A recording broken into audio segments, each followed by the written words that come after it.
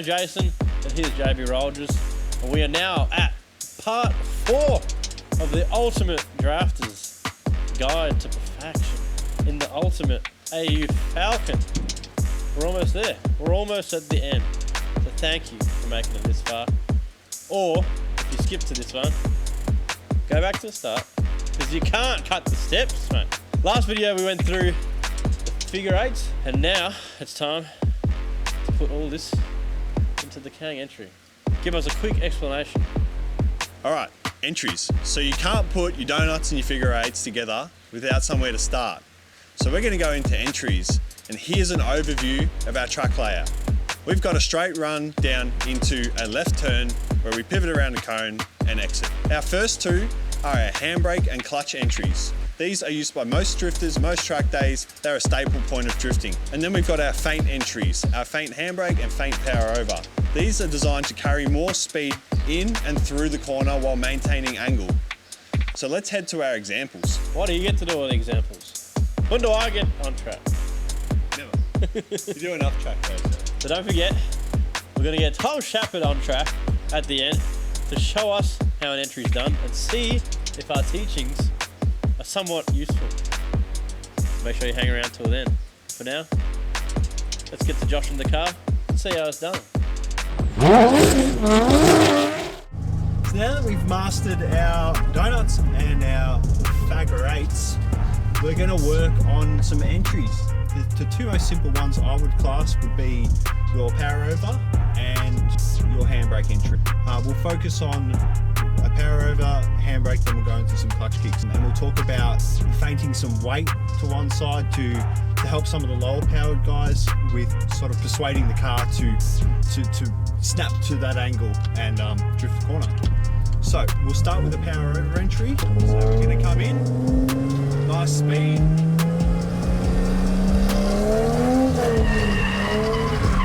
All it is just turning in and powering on.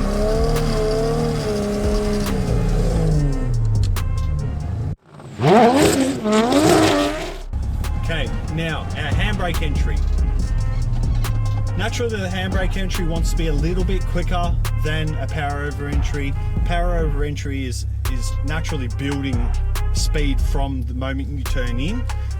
Once the car's kicked out, you're building speed from there. So our handbrake entry wants to start a bit faster because you are actually going to be washing a little bit of speed off with the handbrake. Then you're clutching out and applying your power again.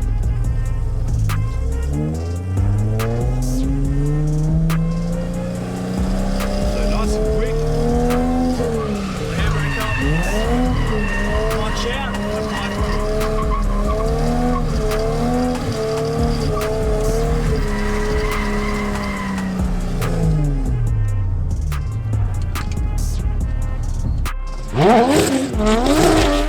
Now we go a clutch kick entry. A little bit like powering over. You're entering, the only difference is instead of turning in and just relying on the throttle, you're turning in, giving the throttle a bit of a blip and stabbing the clutch to spin those back wheels up as you sort of turn in. It'll kick the rear out.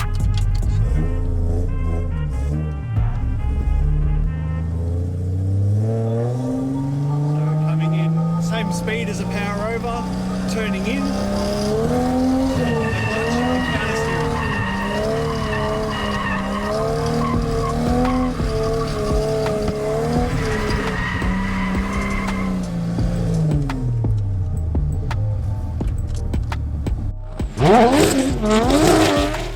Now we've done the basics of entries,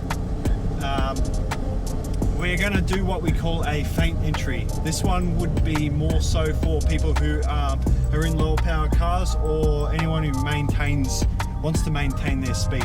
I am going to be combining because of learning purposes. I don't believe that a proper feint entry is appropriate for someone beginning. We're going to combine a little bit of a feint entry with a handbrake and another one with a clutch kick. So the idea of a feint entry is you're coming at speed into the corner. When you enter the corner, you're turning a bit left to throw the weight and momentum of the vehicle to the right, and then bringing it back. And then once you turn into the corner, you're grabbing the handbrake. So what it's basically doing, it's throwing weight left before it throws right. What this does is it just insinuates the movement and makes your final movement into the corner a lot more aggressive. So we're coming at quite an aggressive speed.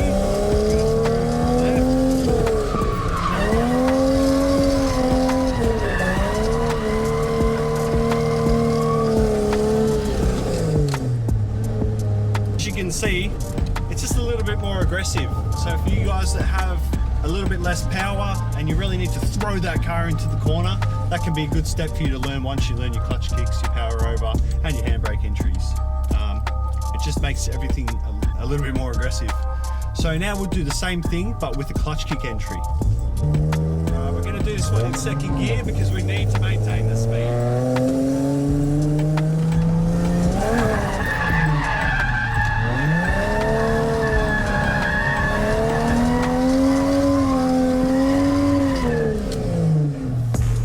So that's it. Those are the 4 entries we think are the most important to learn first. Now, the King Reet over here keeps nagging, keeps whinging that me and Tom get to have all the fun. So why don't you get in your big blue beast and get out of here, boy. Reach on about it at 6:30.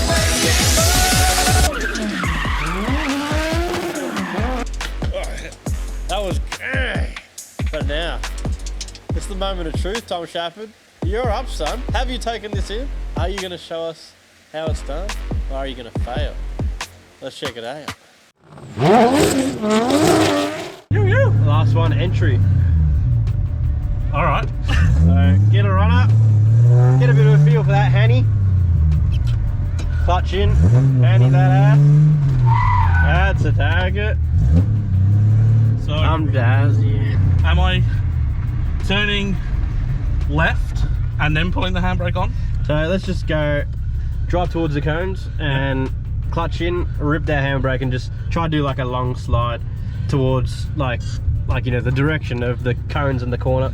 Handbrake time. Oh. Okay. So then I just have to get on the accelerator when it starts sliding, or? So now you want to get a bit more angle than that. That's it, dig it. Yeah, pretty much that. Yeah, okay. Just pinpointing that time you get up back on power and the angle and all that. Okay.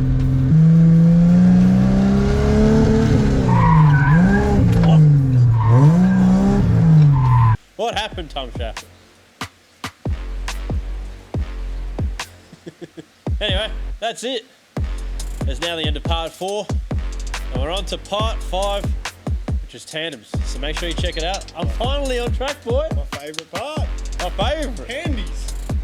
So now you're a professional drafter. It's now to take it to the competition level and learn the tandems. So make sure you check it out next video. Or check out the full playlist if you want to start again. Or jump on the website, keeperreed.com/drift guide, and you can see in detailed dot points everything you need to know, cars you need, scrutineering lists to get you on track, and everything you need to know.